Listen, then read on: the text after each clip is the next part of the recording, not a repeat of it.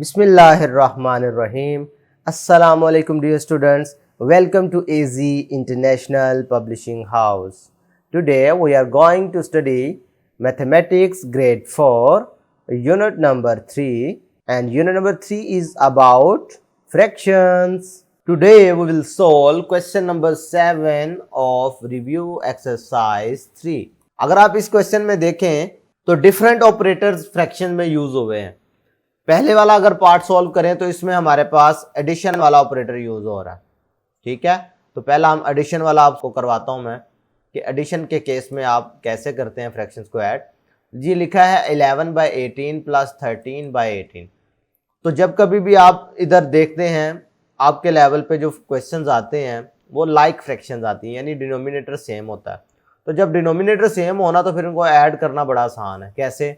ये 18 ऐसे ही आ जाएगा एज इट इज, यानी जो डिनोमिनेटर में लिखा है वो आपने एज इट इज लिख देना।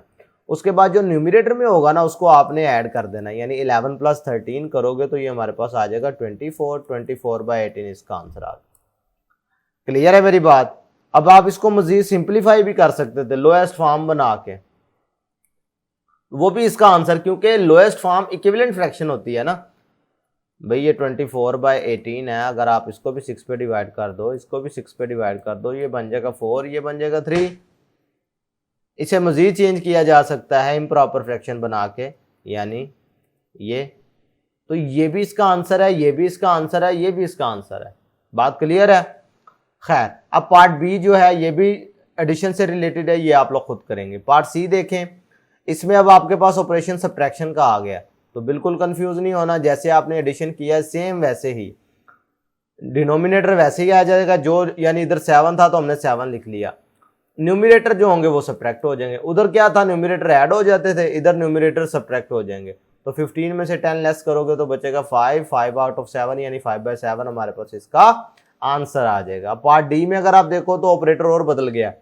ये क्या है, मल्टीप्लीकेशन आ गई है, तो बिल्कुल कंफ्यूज नहीं होना। दो फ्रैक्शंस कैसे मल्टीप्लाई करते हैं? दो फ्रैक्शंस को मल्टीप्लाई करने का तरीकाकार होता है कि न्यूमिनेटर न्यूमिनेटर से, डिनोमिनेटर डिनोमिनेटर से मल्टीप्लाई हो जाता है, और फिर जो आंसर आता है उसको आप लोएस्ट फॉर्म बना लेते हैं। एक तरीकाकार ये है। दूसरा तरीकाकार जो कि ज्यादा आसान है इसकी निस्बत, वो ये है कि आप देख लें पहले, अगर कोई नंबर कट रहे हैं तो उनको आपस में काट दो, लेकिन डिनोमिनेटर न्यूमिनेटर से, जैसा कि इधर 6 न्यूमिनेटर में है, इधर 6 डिनोमिनेटर में है, तो ये दोनों आपस में कट सकते हैं।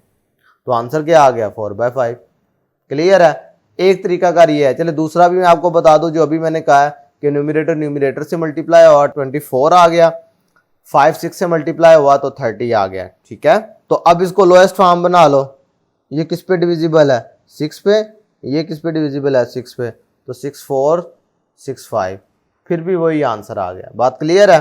तो दोनों मेथड से आप कर सकते हैं। इसी तरीके से अगर पार्ट ई देखें तो इसमें अब फ्रैक्शन जो है वो होल नंबर से मल्टीप्लाई हो रही है। अच्छा, होल नंबर पहले आ जाए या बाद में आ जाए, दोनों सूरतों में आपने तरीकाकार वही रखना है।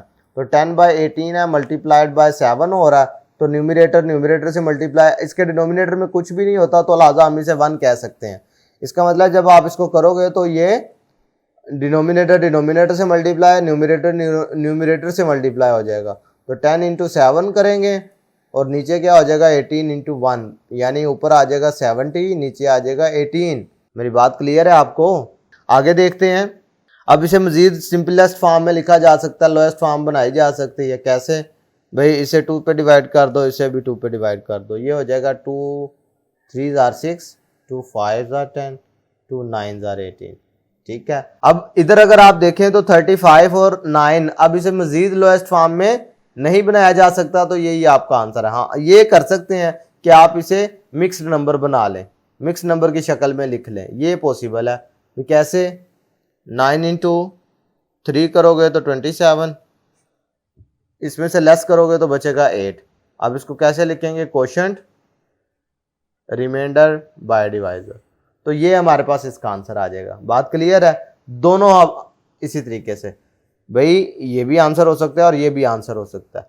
अच्छा, पार्ट एफ में देखो तो ये भी हमारे पास होल नंबर मल्टीप्लाई हो रहा है, बिल्कुल सेम जैसे आपने ये क्वेश्चन किया है, बिल्कुल एज इट इज है। अच्छा, पार्ट जी और एच में अगर आप देखें तो ये हमारे पास ऑपरेटर बदल गया है, यानी डिवीजन आ गई है, तो कोई मसला नहीं है।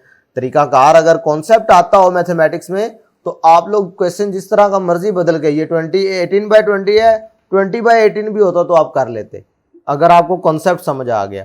कॉन्सेप्ट क्या है, 18/20 है, आपने इसे डिवाइड करना है 4 पे। जब आप 4 पे डिवाइड करोगे तो डिवाइड करने का तरीका कार होता है कि जब होल नंबर गिवन हो पहले आप उसे फ्रैक्शन बना लें। भाई 18/20 है, ये मैंने डिवीजन वैसे लिख दी। 4 को अगर कोई भी होल नंबर है उसको 1 पे डिवाइड करो तो उसे फर्क नहीं पड़ेगा, लेकिन वो फ्रैक्शन बन गया। भाई 4 था, इसको 4/1 कहा तो ये फ्रैक्शन बन गया। अच्छा, उसके बाद सेकंड स्टेप जो होता है इसका, सेकंड स्टेप कहते हैं कि भाई ये जो सिंबल है ना डिवीजन का, इसे आपने चेंज कर देना होता है मल्टीप्लिकेशन में। मेरी बात क्लियर हो रही है? अच्छा, नेक्स्ट देखें। उसके बाद जब आप ये डिवीजन को मल्टीप्लिकेशन में चेंज करते हैं तो फिर आपको इसका रेसिप्रोकल भी लेना पड़ता है। रेसिप्रोकल का मतलब होता है उलट। भाई जो न्यूमरेटर है वो बन जाएगा डिनोमिनेटर और जो डिनोमिनेटर है वो बन जाएगा न्यूमरेटर। अब तो ये काम आसान हो गया, ये तो बन गई मल्टीप्लिकेशन फ्रैक्शन की, तो वो तो अभी हमने सीखी है। ठीक है, तो इसका मतलब है न्यूमरेटर न्यूमरेटर से मल्टीप्लाई हुआ बन गया 18, 24 से मल्टीप्लाई हुआ बन गया 80। लेकिन अब आपको ये नजर आ रहा है कि ये मजीद सिंप्लीफाई हो सकता है। कैसे? भाई इसे भी 2 पे डिवाइड कर दो, इसे भी 2 पे डिवाइड कर दो, ऊपर वाला बन जाएगा 9, नीचे वाला बन जाएगा 40। अब इससे ज्यादा डिवाइड नहीं कर सकते, तो लिहाजा यही इसका आंसर होगा। अब पार्ट एच जो है ये भी अब आपके पास डिवीजन से रिलेटेड है, तो ये आप लोग खुद करेंगे। पार्ट आई में देखें तो अब हमारे पास देखो तो फिर फ्रैक्शन जो है वो होल नंबर पे डिवाइड हो रही है, तो ये भी वही केस होगा। क्या करेंगे आप? भाई इसको भी पहले आप बना लेंगे फ्रैक्शन 1 लिख के, उसके बाद आपने करना होता है सिंबल चेंज और इसको भी उल्टाना होता है। अब ये आपस में कट रहे हैं तो 1/20 इसका आंसर आ जाएगा। आसान है। अब ये डिवीजन से रिलेटेड है, ये भी इसी तरह जैसे आपने आई पार्ट किया है। इसको देख लो तो ये सब्ट्रैक्शन है, ये बिल्कुल आसान है, ये दोनों ही। तो सब्ट्रैक्शन के केस में क्या करते थे, न्यूमरेटर एज इट इज रहने देते हैं और डिनोमिनेटर को सब्ट्रैक्ट कर देते हैं। तो आंसर क्या आ गया, 9/22। कितना सिंपल क्वेश्चन है। अगर कॉन्सेप्ट्स आते हैं तो मैथमेटिक्स में कुछ भी मुश्किल नहीं है आप लोगों के लिए। अब लास्ट वाले अगर केस देखो तो इसका सोल्यूशन कैसे होगा, 80 यानी डिनोमिनेटर एज इट इज आ जाएगा और न्यूमरेटर आपस में सब्ट्रैक्ट हो जाएंगे।